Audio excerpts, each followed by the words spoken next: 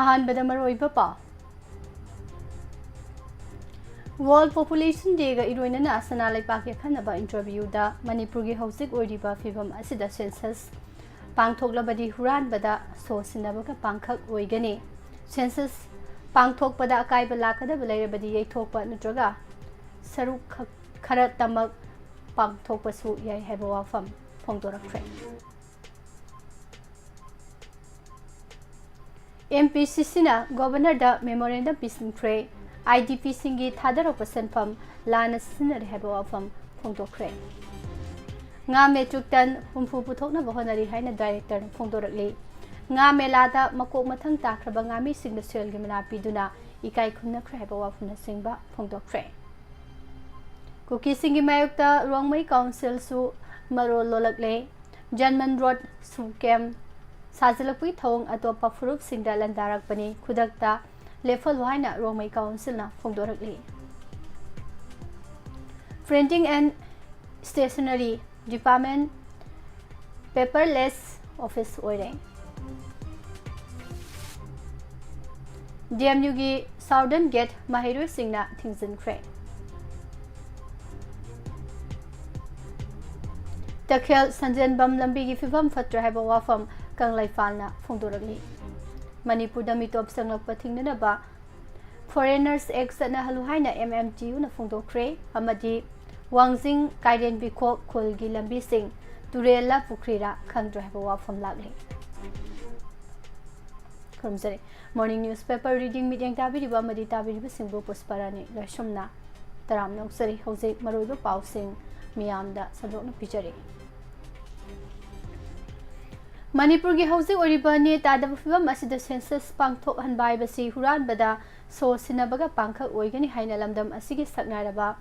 ꯗꯦꯃꯣꯒ꯭ꯔꯥꯐꯔ professor R.K. ꯅꯔꯦꯟꯗ꯭ꯔꯅ ꯐꯣꯡꯗꯣꯛꯈ꯭ꯔꯦ world population ꯗꯦꯒ ꯃꯔꯤ ꯂꯩꯅꯅ ꯄꯥꯎꯃꯤꯁꯤꯡꯅ ꯑꯈꯟꯅꯕ ꯂꯧꯔꯨꯕ ꯏꯟꯇꯔꯚ꯭ꯌꯨ ꯑꯃꯗ ꯄ꯭ꯔꯣꯐꯦꯁꯔ R.K. ꯅꯔꯦꯟꯗ꯭ꯔꯅ ꯃꯈꯥ ꯇꯥꯅ ꯍꯥꯏ ꯁ꯭ꯇꯦꯠ ꯑꯁꯤꯒꯤ ꯑꯣꯏꯔꯤꯕ ꯐꯤꯚꯝ ꯑꯁꯤꯗ ꯃꯔꯨꯑꯣꯏꯅ ꯑꯁꯦꯡꯕ ꯃꯤꯁꯤꯡ ꯑꯃꯁꯨꯡ ꯃꯈꯣꯏꯒꯤ ꯁꯣꯁꯤꯑꯣ ꯏꯀꯣꯅꯣꯃꯤꯛ ꯑꯃꯁꯨꯡ ꯗꯦꯃꯣꯒ꯭ꯔꯥꯐꯤꯛꯀꯤ ꯏꯟꯐꯣꯔꯃꯦꯁꯟ ꯈꯪꯗꯣꯛꯄꯗ ꯑꯆꯧꯕ ꯈꯨꯔꯧ ꯊꯥꯡꯒꯅꯤ ꯍꯧꯈꯤꯕ ꯁꯦꯟꯁꯁꯁꯤꯡ ꯍꯥꯏꯕꯗꯤ ꯀꯨꯝꯖꯥ 2001 ꯑꯃꯁꯨꯡ 2013ꯗ ꯄꯥꯡꯊꯣꯛꯈꯤꯕ ꯁꯦꯟꯁꯁꯁꯤꯡꯗ ꯆꯤꯡꯒꯤ ꯗꯤꯁꯇ꯭ꯔꯤꯛꯁꯤꯡꯗ ꯆꯥꯎꯅ ꯃꯦꯅꯨꯄꯨꯂꯦꯁꯟ ꯇꯧꯈꯤꯗꯨꯅ ꯁ꯭ꯇꯦꯠ ꯑꯁꯤꯒꯤ ꯄ꯭ꯂꯥꯅꯤꯡ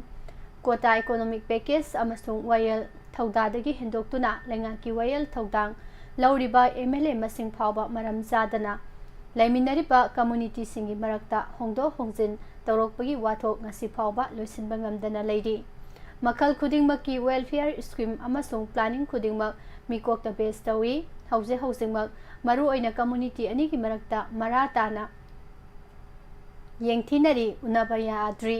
ꯆꯠꯊꯣꯛ ꯆꯠꯁꯤꯟ ꯇꯧꯕꯁꯨ ꯌꯥꯗ꯭ꯔꯤ ꯑꯁꯤꯒꯨꯝꯕ ꯇꯟꯖꯥ ꯑꯁꯤꯗ ꯃꯤꯀꯣꯛ ꯊꯤꯔꯕꯗꯤ ꯃꯥꯒꯤ ꯀꯝꯃꯨꯅꯤꯇꯤꯒꯤ ꯃꯤꯑꯣꯏꯁꯤꯡ ꯁꯤꯖꯤꯟꯅꯗꯨꯅ ꯃꯤꯀꯣꯛ ꯊꯤꯕ ꯇꯥꯔꯛꯄꯅ ꯆꯥꯎꯅ ꯃꯦꯅꯨꯄꯨꯂꯦꯁꯟ ꯇꯧꯕ ꯌꯥꯕꯒꯤ ꯑꯣꯏꯊꯣꯛꯄ ꯂꯩ ꯑꯃꯔꯣꯝꯗꯁꯨ IDPꯁꯤꯡꯁꯨ ꯃꯌꯨꯝ ꯊꯥꯗꯣꯛꯇꯨꯅ ꯃꯥꯒꯤ ꯗꯤꯁꯇ꯭ꯔꯤꯛ ꯂꯥꯟꯅ ꯃꯆꯣꯏ ꯃꯆꯣꯏ ꯂꯩꯅꯔꯤ ꯂꯣꯏꯅꯅ ꯃꯌꯨꯝ ꯃꯀꯩ ꯄꯨꯝꯅꯃꯛ ꯑꯣꯟꯈꯤꯕ ꯌꯥꯎꯕꯅ ꯃꯤ ꯃꯁꯤꯡ ꯊꯤꯕꯗ ꯅꯠꯇꯅ ꯍꯥꯎꯁꯤꯡ ꯑꯦꯟ ꯍꯥꯎꯁꯍꯣꯜ इन्फॉर्मेशन लौबदा अकायबा थोकनी हाइखे मणिपुर थोकलिबा मतम सांगलबा इरांग असना मरम ओरगा हौजे रिलीफ कैंप ता संजफम लौदुना लैरिबा इंटरनली डिस्प्लेस पर्सन IDP सिंगी रिलीफ के ओइना थादरokpa फंसिंग लाना सिसनबगी ममी तारे हाइना मणिपुर प्रदेश कांग्रेस कमिटी MPCC की प्रेसिडेंट के मेघाचंद्रना फोंदोखरे MPCC की थौमी कया नंगरांग गवर्नर दा मेमोरेंडम पिसलुरबा मतुंग पाउमिसिंग उनबदा महांगना हाई IDP सिंगना लैगदौरिबा फुबाला अमदि साइटोन की मफम खरदा सारिबा फ्री फैब्रिकेटेड हाउस यंगसिनबा चतलुरे मसिदा ओइरमलिबा फिबम असि अदुकी मतिक थमोय सोकनिंगाय ओइरे हारिबा सेमगत सागतपगी थबासि वर्ल्ड ऑर्डर वाक ऑर्डर यावदना सुरमले अमदि ऑफिशियल ओइबा टेंडर तौदना थबक पाइखतपा हौरमले मसिगी मतुंग प्रेसिडेंट रूल लाकपदगी थबक असिसु अमुक लेपले वाक ऑर्डर ऑफिशियल ओइबा टेंडर यावदना थबक असि पाइखतपा ओइबना थबक लेपदगी IDP सिंगसु यामना खुदोंग चादबा मवोंगदा लैरे हाइबा थबक सिंग असि वाक ऑर्डर यावदना करमना पाइखतपा हौख्रिबनो हाइबगी वाहंगसु हंखे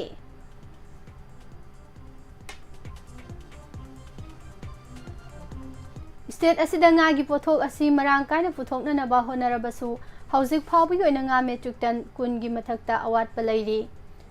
सही की ओइना nga मेट्रिक टन हुमफु यौना पुथोकनबा एक्सपर्ट सिंका कुपना खनदुना होनरी हाइना फिशरीज डिपार्टमेंट की डायरेक्टर टी फुलेना फोंदोक्रे मणिपुर लेंगा की डिपार्टमेंट ऑफ फिशरीज ना सिंदुना ngarang लमफेल पाता लैबा फिशरी डिपार्टमेंट दा पांगथोकिबा 15 सुबा नेशनल फिश फार्मर डे दा ममांग सही की ngaगी मेलादा मकोक मथंग ताख्रबा ngami sing sel gi mana piduna ikai khumna khre thawram asida director di fulen high state asida nga puthokliba top contributor singda case prize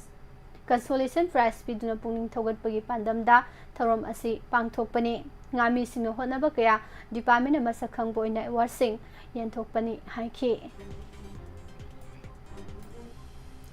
romai taba khul sing for ga janman road sajilakpada natana Kuki जो militant सु केम कया साजिलक पासी खुंदा मिनरिबा फुरुप सिंगदा लंदा से थरकपनि हाइना लौगनी थवोंग सिंग असिदा India लेंगा की union home ministry ना मिजेंग संगबिदुना खुदक थबक लेफनगदबनि हाइना रोमै Naga council Manipur RNCM गी माइकेदगी फोंदोरकली उखुल टाइम्स द फोंगलखिबा पाव असना हाई RNCM गी publicity and information secretary Absalom रियांगमैना थादोरकपा चिरोल अमगी मतुंग इना रोंगमै नगा सिंगना खुंदारिबा मफम सिंगदा सथरिबा जर्मन रोड टाइगर रोड सेमगी थबक असि मफम असिदा खुंदारिबा रोंगमै नगा फुरुपु नमथननबा कुकी जो फुरुपके अपाम्बा मतुंग इना इंडिया लेंगा की यूनियन होम मिनिस्ट्री गा खुसम नरगा सथरकपा प्लान नि हाइना लौगनी किलोमीटर 3 निपालोम सांगबा लंबी असिना रोंगमै ट्राइब सिंगना खुंदारिबा मफम सिंग कोइसिनदुना थमलगा सिंखोंग सिंगदना सुगी केम सिंग साजिलगा खुलाई पाइबा कदर लिसिंग की मथक्ता थमजिलकपासी मरम सादे मसिगी सु मथक्ता मणिपुरी लोल ngang daba miyu kaya ama lahenduna mafam asibo popi thabagi sep hevel ama onthoknana ba hotnare haibagi akiba leire pawasi makhata taminase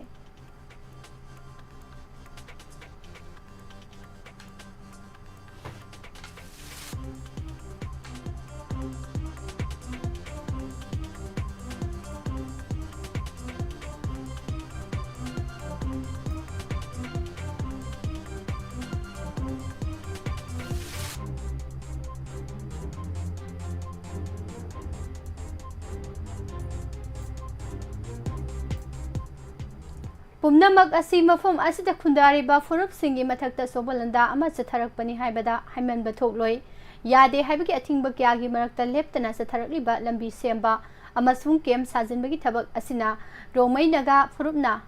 मतम क्यादगी फुरुप मसलगी ओइबा नुंगाइनदबा कया थोक्तनबा हाइदुना होनरखिबा कयाबो अरेमदा तहालकपा याबगी ममी उरे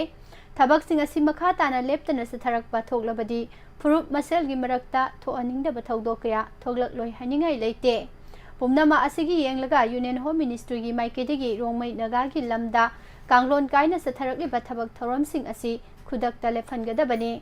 हारिबा थबकसिंग असिगी मायुक्ता ऑर्गेनाइजेशन असिना चपचाना लेपकनी अमसुंग नगा मियामगा लोइनना लेपमिनगनी हाइनसु फोंदोरकली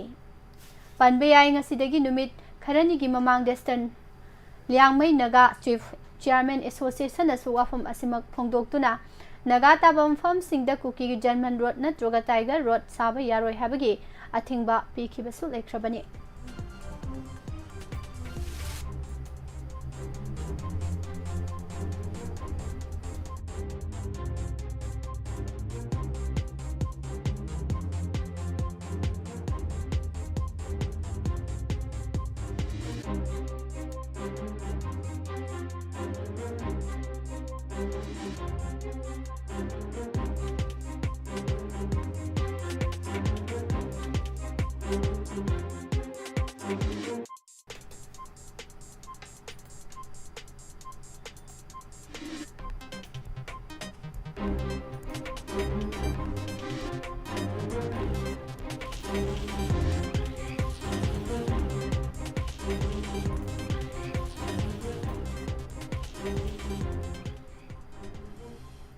इम्फाल ईस्ट की लमलाई एसी की मनु सनबा तखल संजनबम की लंबी असी अदुकी मतिक सोक्सिनबना मरम ओइरगा मियाम चथोक चसिन तौबदा खुदोंग सादब कया मायोक्नरे फिबम अदुकी मतिक फत्रे हैना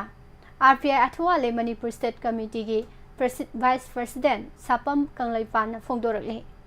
लंबी असिगे हौजिक ओरिबा फिबम यंगसिनबगी खोंगसत असिगा मरी लेनना सापम कंगलैपान हाई लंबी असि मरी लेनबसिंगना मियामना थेंगनरिबा अवाबा कया असि येंगबिदुना अथुबा मतमदा सेमबियु लंबी असिदा सथोक ससिन यादबदगी महैरोय यावना तोंगान तोंगानबा सिनफमदा लैरिबसिंगदा चावना अवाबा नंगले हैबा ताबदगी मियामगी अवाबदा सरुक याबा लाकपनि हाइखे लंबी सेमबिद्रे हैना वाकतपा नते लंबी सी सेमबिद्रे हैना हुनबा लाकपसु नते हैबा वाफमना सिंगबा थमखे लमदम असिदा पुथोकपा ऑर्गेनिक की होम मेट्रिक टन अमा न्यू दिल्ली दा लेबा ऑर्गेनिक आउटलेट अमा ओरिबा हट INA दा थादोकपा हौख्रे स्टेट असिदा इहान हानबोइना directorate of printing and stationery ना पेपरलेस ऑफिस ओइरे हाइना डिपार्टमेंट असिग डायरेक्टर ngangbam रोवेल ना लाउथोख्रे या स्कूल पुलिस लैंड दा लेबा डिपार्टमेंट असिदा ngarang पाउमिसिंग उनबदा डायरेक्टर रोवेल ना मखाताना हाई डिजिटल की मतेंग लौदुना ऑफिस असिदा यारिबा मखै से संगदनबा अंगंबा थाक्ता होनगनी पेपरलेस ऑफिस हाइबसि से अमता लैरोय हाइबा नते प्रिंट तौफम ओइबना ऑफिस असिदा से दि अदुमक मथौ ताई अदुम ओइनमक यारिबा मखै से संगदनबा होनगनी हाइखे मतम अमदा लेंगा की गेजेट नमननबा थारकबा मतमदा सेदा थारकलमी अदुबो हौजिक्ति लेंगा की ओइबा ई ऑफिस लाकपदगी पोर्टल असिदा थारकले मियामनसु से थारकपा मतमदा ऑफिस असिगी ईमेल नत्रगा WhatsApp की खुथांगदा थाबिरकननबसु खंगनखे धनमंजुरी यूनिवर्सिटी DMU की साउदर्न गेट ngarang यूनिवर्सिटी असिदा महै तमलिबा महैरोय सिंगना थिंगसिनख्रे साउदर्न गेट थिंगसिनखिबा असिगा मरी लेनना महैरोय सिंगी माइकैदगी फोंदोरकपगी मतुंग इना यूनिवर्सिटी असिगी साउदर्न गेट अमदी नॉर्दर्न गेट अनि असिदा यूनिवर्सिटी असिगा मरी लेनदबा मसिंग यामलबा गारी कया सथोक ससिन तौबना मरम ओरगा यूनिवर्सिटी असिदा तमलिबा महैरोय सिंगदे खुदोंचादबा कया मायोक्नरे यूनिवर्सिटी असिगी लंबी अमदी गेट सिक्योरिटी ना अथुबा मतमदा सिक्योरिटी थंबिननबा वाफमसु महैरोय सिंगी माइकैदगी तक्सिलकले मणिपुरदा मितो मिरांचा सिंग संगलकपा थिंगननबा फॉरेनर्स एक्ट 1993 इंडिया लेंगा नसना हलो मणिपुरदा करी मरम की फॉरेनर्स एक्ट सना हंदबनो हाइना मितै मैतै ट्राइब यूनियन MMTU की यूथ विंग की कन्वेनर हाउबिजम सुरजित मैतै ना थादोरकपा चेरोल अमना फोंदोरकले UN की मखादा जुलाई 13 बो मालेम की मिसिंग की नुमितपो नहा सिंबु मखोय की अनिंगबा पांबादु मनिंग तमना पांगथोक सबदा पुंगिंग थौगत पिबा हाइबसिदा थौरम पांगथोकले थौरम असे हौजिक ओरिबा मणिपुर की नहा सिंगना कंगाउनबा लमुकनबा फिबम अमदा लैरिबा असिदा UN की पांगथोकलिबा थौरम असे अदुकी मतिक मरु ओइरी लानगुमना सक्तम अमना लमदम असिगी नहा सिंगी पुंसी कांगखोंग साइरकले लमथुंगफम पलेफम खंगलक्ट्री मितो मिरांचा कया लेपतना लांगोय संसिलकपना लमदम असिगी लहौमी ओरिबा इंखलक इबा नहा सिंगदा सोबा साफु अमदी अकीबा कया पीरी असिगुमलबा लुरबा तानफम असिदा इंडिया की MISA की मखादा लैबा सेंसस ऑफ इंडिया ना मणिपुरदा कुमजालिसिंग अनि कुंतरु की एप्रिल दा मिकोक थीरगा लैरिबा मिसिंग अदुगी डाटादा युमफम ओइरगा डेलिमिटेशन तौगनी हाबसी लैबाग असिगी लहौमी सिंबु मुथननबा थांगसिलकपा अफोंबा लालोंग अमरा हाइबा वाफम थमखे वांगजिंग टेंथा असेंबली कॉन्स्टिट्यूएंसी की मनुंग सनबा वांगजिंग कैथलदगी सलुंगफम ताकिबा लंबी IVR रोड की फिबम अमदी कारेंबिखो खुंगंग की मरु ओइबा लंबी की फिबम तुरेला पुखरीरा खंगद्रे लंबी सिगी मतंगदा माइकई असोंगी मियामना फोंदोरखिबदा तुरेलना करंबनो पुखरीना करंबनो अमदी लंबीना कदोमदा सटलिबनो हाइबा खंगनद्रे हाइरे चाही खरगी ममांगदगी लमदम असिगी लंबी थोंगी फिबम यामना चाउना अहोंगबा लैरे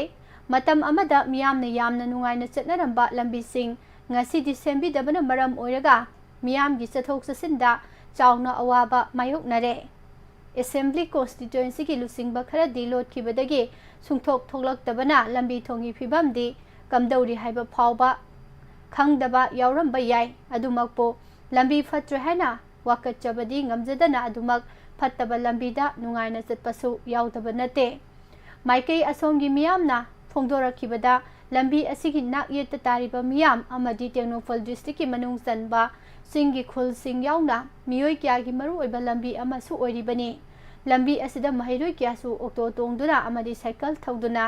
ꯃꯍꯩ ꯇꯝꯕ ꯆꯠꯅꯔꯤꯕꯅꯤ ꯂꯝꯕꯤ ꯑꯁꯤꯒꯤ ꯐꯤꯕꯝ ꯀꯥ ꯍꯦꯟꯅ ꯁꯣꯛꯆꯤꯟꯈꯤꯕꯅ ꯑꯣꯛꯇꯣ ꯇꯣꯡꯂꯒ ꯆꯠꯂꯕꯁꯨ ꯑꯋꯥꯕꯗꯤ ꯑꯗꯨꯃꯛ ꯃꯥꯌꯣꯛꯅꯔꯤ ꯁꯥꯏꯀꯜ ꯊꯧꯗꯨꯅ ꯆꯠꯂꯕꯁꯨ ꯇꯨꯁꯤꯟꯕꯅ ꯑꯌꯥꯝꯕ ꯑꯣꯏꯔꯤ ꯋꯥꯡꯖꯤꯡ ꯀꯩꯊꯦꯜꯗꯒꯤ ꯅꯣꯡꯄꯣꯛ ꯄꯥꯡꯅ ꯆꯠꯈꯤꯕ ꯂꯝꯕꯤ ꯑꯁꯤꯗ ꯒꯥꯔꯤ ꯊꯧꯗꯨꯅ ꯍꯦꯛ ꯆꯠꯈꯤꯕꯗꯒꯤ ꯍꯧꯅ ꯄꯨꯈ꯭ꯔꯤ ꯑꯃꯗꯤ ꯇꯨꯔꯦꯜꯒ ꯃꯥꯟꯅꯕ ꯀꯣꯝ ꯉꯥꯛꯇꯅ ꯃꯔꯝ ꯑꯣꯏꯕꯅ ꯂꯝꯕꯤ ꯅꯠꯇ꯭ꯔꯕꯔꯥ ꯈꯟꯗꯨꯅ ꯍꯟꯗꯣꯛꯀꯦ ꯇꯧꯔꯨꯔꯦ ꯍꯥꯏꯕ ꯋꯥꯐꯝ ꯂꯥꯛꯂꯤ ꯑꯗꯨꯃꯛꯄꯨ ꯃꯐꯝ ꯑꯁꯤꯒꯤ ꯃꯤꯌꯥꯝꯅ ꯂꯝꯕꯤꯅꯤ ꯍꯥꯏꯔꯛꯄꯗꯤ ꯑꯗꯨꯃꯛ ꯆꯪꯗꯨꯅ ꯀꯥꯏꯔꯦꯝꯕꯤꯈꯣꯛ ꯈꯨꯜ ꯌꯧꯁꯤꯟꯕꯗꯗꯤ ꯇꯨꯔꯦꯜ ꯏꯄꯥꯛꯇ ꯑꯣꯏꯅ ꯃꯤꯌꯥꯝꯅ ꯊꯕꯛ ꯆꯠꯅꯍꯧꯔꯤ ꯃꯤꯔꯣꯟꯕꯤ ꯅꯨꯄꯤꯒ ꯍꯣꯁꯄꯤꯇꯥꯜꯗ ꯄꯨꯈꯠꯂꯕꯗꯤ ꯍꯣꯁꯄꯤꯇꯥꯜ ꯌꯧꯕ ꯅꯪꯗꯅ ꯑꯗꯨꯃꯛ ꯑꯉꯥꯡ ꯎꯅꯕ ꯌꯥꯎꯔꯝꯒꯅꯤ ꯍꯥꯏꯕ ꯋꯥꯐꯝꯁꯨ ꯐꯣꯡꯗꯣꯔꯛꯂꯤ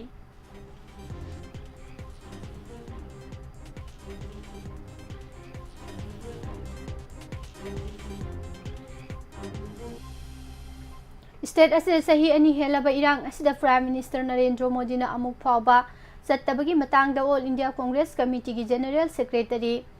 जयराम रमेशना पाव असि मखादाना पिजरी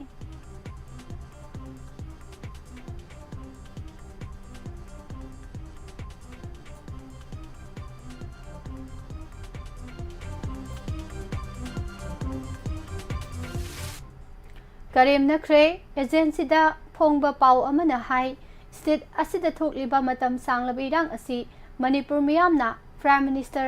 लाकनबा खौरांग नंगाइदुना लेरी प्राइम मिनिस्टर नरेंद्र मोदी ना लेबाक मंगागी खोंगचत लोइदुना इंडिया दा हेक हलकपगा जयराम रमेशना प्राइम मिनिस्टर नरेंद्र मोदी बु करेमनबगा लोइनना सही अनि हेलबा मणिपुर की वाथोक लोइसिनबा हंदक गुजरात दा थोंग निखाई किबा थौदो की मतांगदा अचुंबा वाफम पुथोकनबा अमसुंग पहलगाम एटेक की अचुंबा वायल पिननबा थबकसिंग लौखतकदबनी हाइनसु तक्सिनखी जयराम रमेशना प्राइम मिनिस्टर नरेंद्र मोदी बु सुपर प्रीमियम फ्रीक्वेंस फ्लायर ओइना करेम नखरे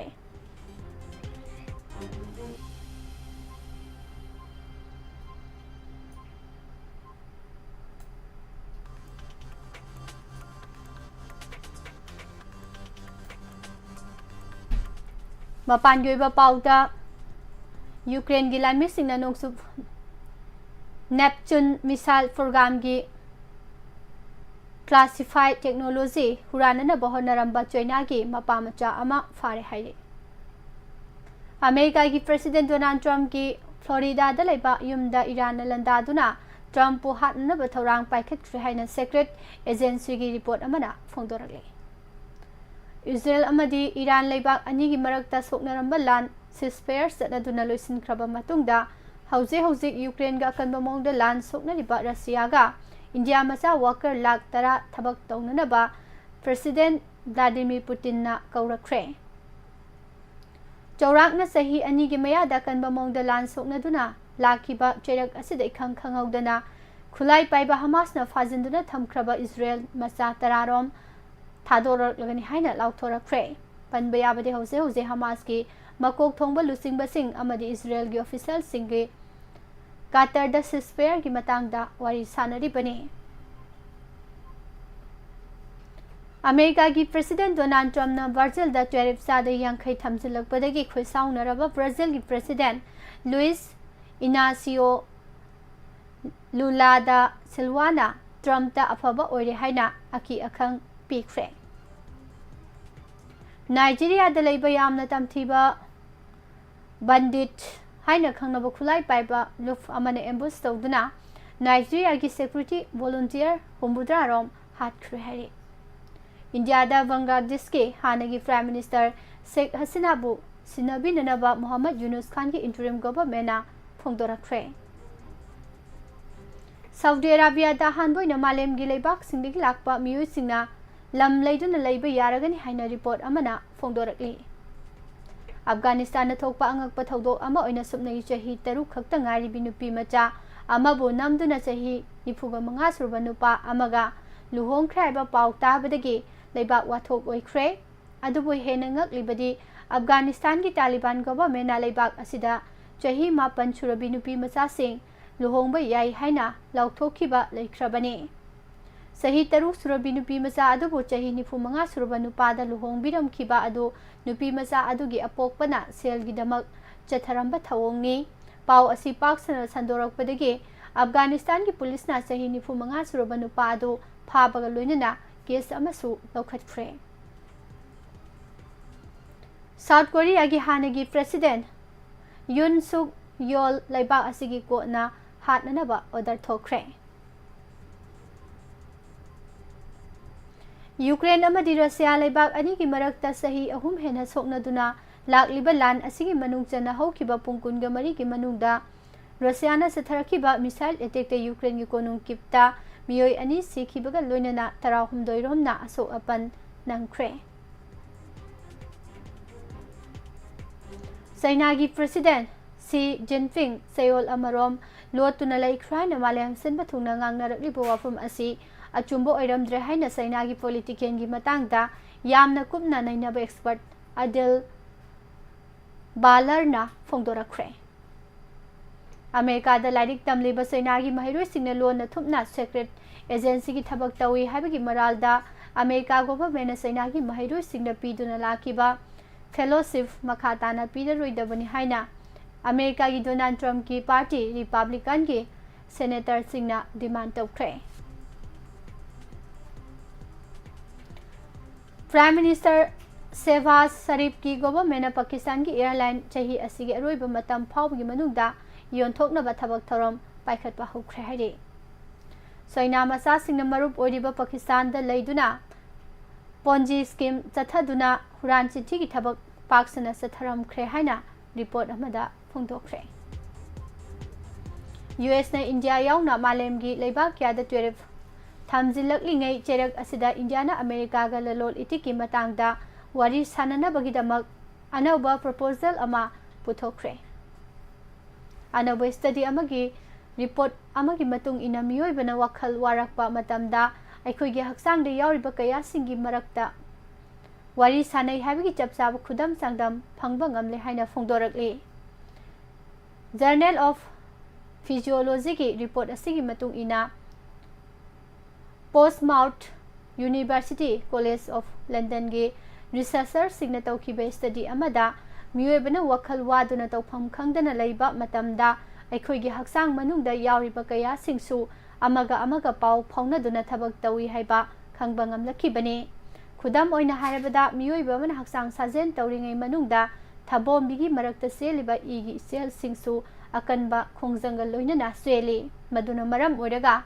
haksang sajel tawbada tangai phadana changba energy sing haksangi kaya singda phanghalli maduna maram oiraga miyoiba amana pangthokliba haksang sajel adu mapung phana tawhanba ngami aikhoigi haksang asi matam ama khaktada thabak mayam ama tawbasu ngami haksangi kayat amana thabak tawringai manungda aronba maungda atopa haksangi kaya singna mateng pangsinbagi thabak su tawi haiba wafam su khangba ngamlakhibani maram maduna miyoibana wakhal nungairaktabada natroga kappa matamda haksang choktharaklibba sisu haksang kaya singi marakta soba mari leinai haina su takpani haiba wafam phongdorakli Brazil ki Rio de Janeiro da pangthokiba BRICS Sammelanda terrorist amadi UNSC ki matangda India mai pakre haina report amada phongdokre Gujarat ki Badodara district ki manungsana leiba thong ama tekpagi laibak thiba thodok ta sikhiba migi masing punna 15 sukre loinana miyoi ahum su hauzik thiba khangdana leiri Maharashtra ki Hingoli district ta Sanjeevani project ki manungsana screening tawrubada district asigi nupi 13 chonga hena cancer na naduna leiramba thengnakhre July 8 phawgi manungda India gi BJP gi oiriba maru oiba office kuntraga taruk lom gi manungda kunga 8 gi lusing basingna BJP gi anoba national president kanana oigani haibagi damak pangthokiba mikhal loikhre मरम अदुना वाटहौरिबा BJP की office सिंगदगी मिखल की result हेक लाकपगा अथुबा मतमदा BJP की national president की Ming लाउथोरकपा याना लैरे हाइरे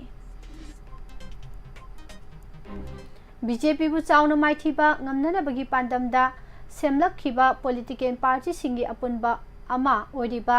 Indian Alliance mapung phana kaibe ana lakpadagi Rahul Gandhi chauna lusingba kaya Rahul Gandhi yauna lusingba kaya pakhatnare haire handak mai pang International Space Station da satkiba astronaut Suvansu Shukla gi team su Sunita Williams kumna Space Station da पंथना लेरबा याई हाइना फोंदोरगली India दा मालेम की ख्वारी मतिक मयाई लेरबा missile सिंगे Manu सलेबा BrahMos missile लेना लेना इस्राएल की खोंजेल दगी सरू मंगा हेना यांगना पाइबा ngamba लोरा missile India ना लेरबा याई हाइरे मखा तारकपदा सानबगी पाव पिसरे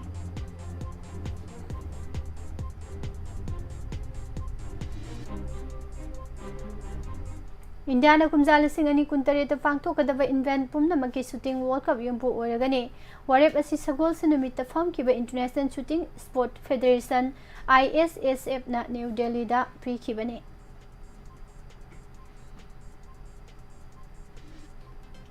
इंडिया की रिकॉर्डमैन अमसुंग वुमेन टीम सिंह माड्रिड सथरी बारसुरी वर्ल्ड कप स्टेज 4 के अनि सुबर राउंड द माइथी होबदगी कैंपेन लोसिनख्रे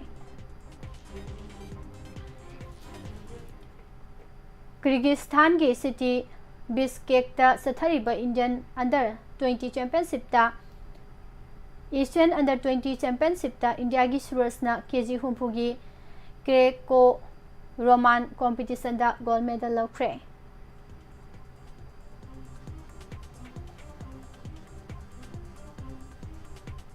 हॉकी इंडिया ने सगोल सेनुमित senior men's nation coaching camp की मेंबर 53 साबा कोर प्रोबेबल ग्रुप लाउथोपदा नीलकांत सुरमा अमसुंग मरांगथेम रविचंद्र यावरे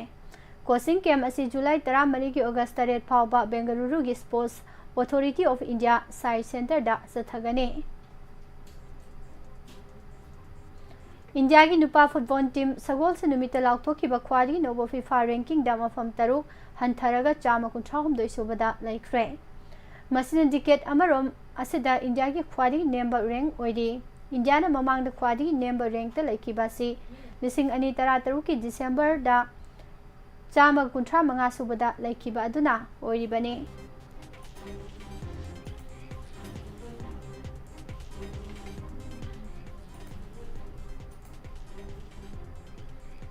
यूरोप टूर की मनु सनहान अथेंगबद सानखिबा निसुबा मैच दा इंडिया ए मेंस हॉकी टीम ना आयरलैंड बु चाउना गोल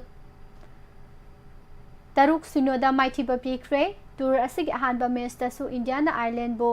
पंसेल 3 माइथिबा पीखिबने मिडफील्डर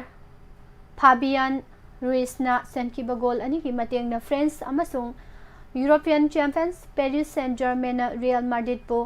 पंसेल 0 माइथिबा पीदुना फीफा क्लब वर्ल्ड कप 2025 के फाइनल दा चेल्सी गलंबा पानरगने India women's tour of England 2025 मनुसना नहान अथेंगबदा सानखिबा मरीसुबा T20 इंटरनेशनल मैच दा इंडिया ना इंग्लैंड बु विकेट 3 माइथिबा पीदुना मैच 5 की सीरीज 3 हेलगा मांगजौनना लौरे इंडियन टीम असि की ओइनदी मसिने इंग्लैंड की मथक्ता लौबा हानबा T20 international series ओइरी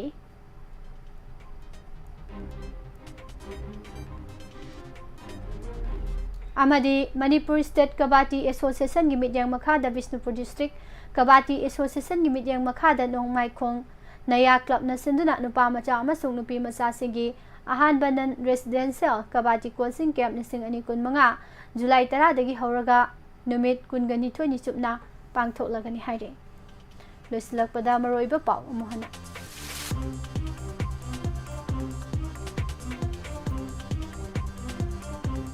world population day गई रोइना सना लेपाक अखनब इंटरव्यू दा मणिपुर की हौजिक ओरिबा फिवम असिदा सेंसस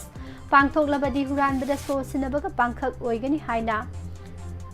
सकनारबा डेमोग्राफर प्रोफेसर राजकुमार नरेंद्रना फोंदोखरे सेंसस पांगथोकपदा अकाइबा लाकदब लेरबदी यैथोकप नत्रगा सरुक खरतमक पांगथोकपा याय हाइबा वाफमसु फोंदोरखि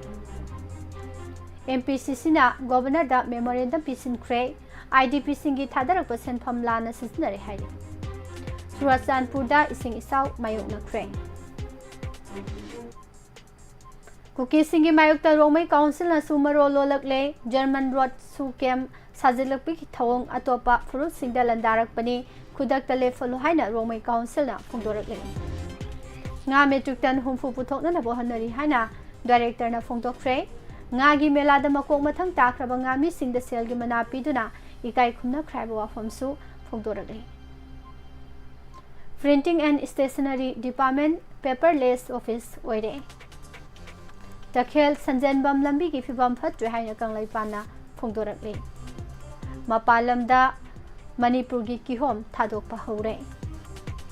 DMU gi Southern Gate mahiro singna thingsinkhre Manipur da mitop sanglakpa thingnana ba Foreigners Act na halo haina MMTU na phongdorakle amadi Wangjing Karembi ko khulgi lambi di turela pukri ra khangdra haba wafam maike asongi miyamna phongdorakle Pijariba pausing asiga loinana hauziki di nukti gi phongliba pause sindagi lokthok saba mar oiba pausing miyamna pisaba losinjare makha tarakpada matam gi wafam miyam puna taminase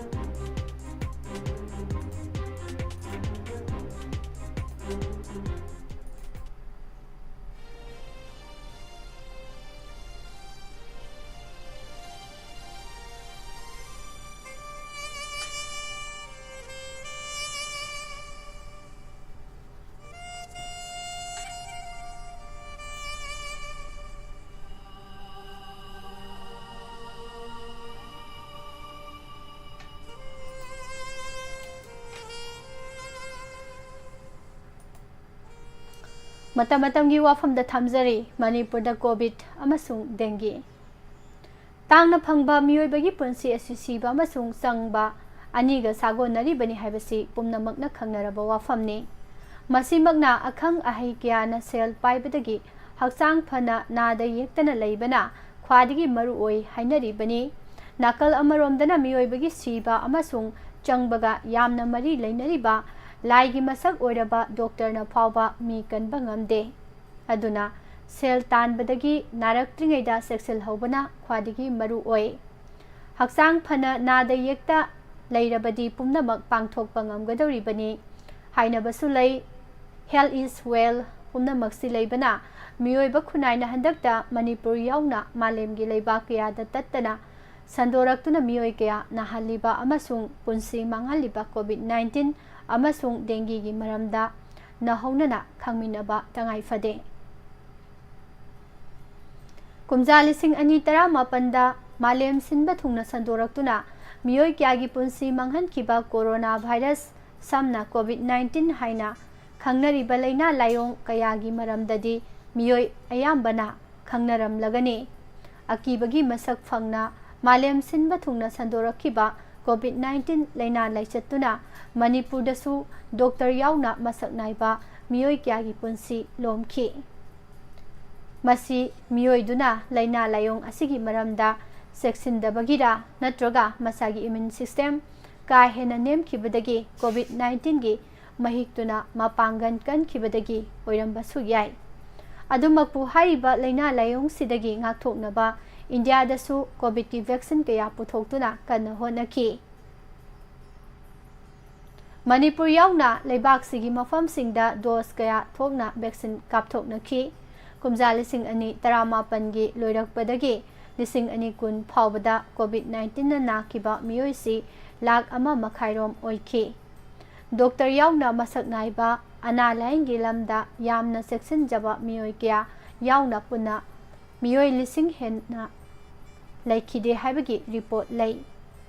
matam khara pharaboi khalamba COVID-19 lainagi warisi chahi asida amuk hana Manipur da laktuna miyoi kya narakli basini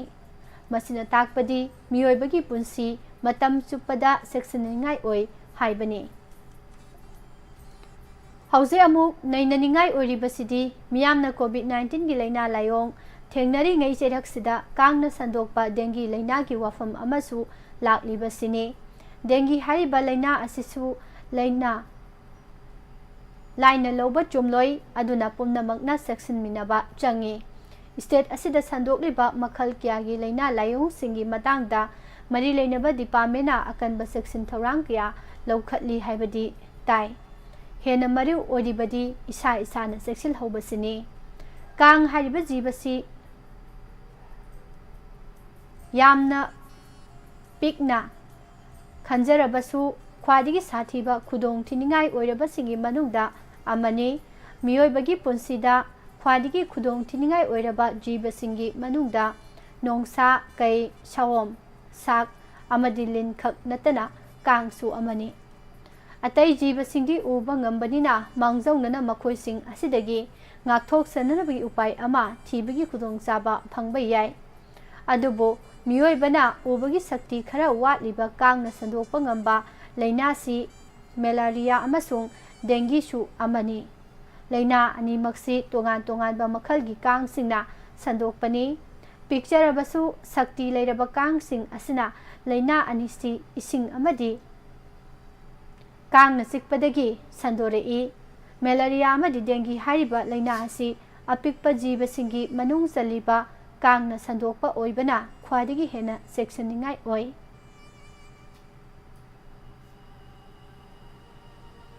मियोई बना section बा वाट पदगी मालेम की ओइना सही खुदिंगी मियोई लाख तरे लोमदी malaria अमसुंग dinghy नादुना सीरी कुमजा लिसिंग अनि कुनिथोइदा एनाफोलिस कौबा Kong अमोम अमना संदोकपा malaria लाइना खक्तना मालेम की लेबाक मरिफु मंगादा मियोई लाख तरुक हेना सीख्रे पुमनमक्सी लेबना मियोइबा खुनाइना लेंगांना पाइखलकपा चेक्सिन थौरांग गाइदबिदा अखोई खुदिंगमक इसागी थौदांगनी खन्ना कोविड-19 malaria अमसुंग dinghy लाइनादगी कलहौननबा अकनबा section थौरांग लौखतमिना हौरसी हाइबा वाफम थमजै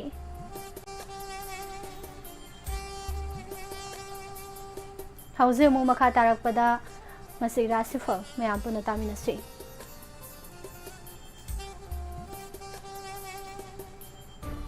ngasi ai faraba ingen gi tara taruk ni panba lising ani kun ga manga July gi tarik tara mathoi irai numit asigi rasifol phizari rasifol ibiba oza ibo bisak ningthauza awardee extron farmis pauna bazar imphal ahan bada mes rasi haksang wakhal amadi thabak ta afaba numit ni sel phangba pot laiba aba numit ni lusing basingna nungsibi ba numit ni imungda santi layagani pakhang lisabi singoina monjana gani Mahiru singi oina hotnaningani Brisrasida seksina hona jagani thoram arubadi pangthok lagani sel pithok pisinda hai singani potlai bayagani marup mafam phagat lagani pakhang leisabi singi oina lowtong nagani Mahiru singi oina wakhal sarang nagani Mithun rasi achawbana mangjagani ingna tapthana thabak tawbana hena phagani chokangani gari tapna thawgani migi mateng pangludabasu phagani पाखंग लेसाबी सिंगी ओइना मुकनागनी माहिदोय सिंगी ओइनादी वखल फक्सिनगनी करकट सौखतपा फगतपा थबक पांगथोकपा मिंसत हेगतपा सिंथाबिबदा यावबा लमतु चटपा मी तिनबा कानबा नुमितनी पाखंग लेसाबी सिंगी ओइना नुंसिनगनी माहिदोय सिंगी ओइना सुलौ सिंग हेंगलगनी सिंहराशि खुदोंग चाबा थेंगनबा थबक तमाय पाकपा सांगयेंगनबदा अफबा फल फंगबा मियाम सक खंगबिबा नुमितनी इमुंगदा शांति लेरगनी पाखंग लेसाबी सिंगोना वखल चानगनी माहिरोय सिंगी ओइना होटनानिंगनी कन्या राशिदा पांगथोकनिंगबा पांगथोकपा आइगी मी मसिंग हेंगतपा pot अनौबा लैबा याबा सिंथाबिबदा यावबा नुमितनी लमचतपा कानगनी पाखंग लेसाबी सिंगोना मोट चानगनी माहिरोय सिंगी ओइना लौसिंग सावखतलगनी तुला राशिदा सावबा खनानिंगबा वारौबा लैरगनी सागैना यंगथिगनी गारी तमना थौगनी cell पिथोक पिसिंदा high सिंगनी इमुंगदा चरांगनगनी पाखंग लेसाबी सिंगी ओइना सुमुकनगनी माहिरोय सिंगी ओइना बुद्धि हेंगतलगनी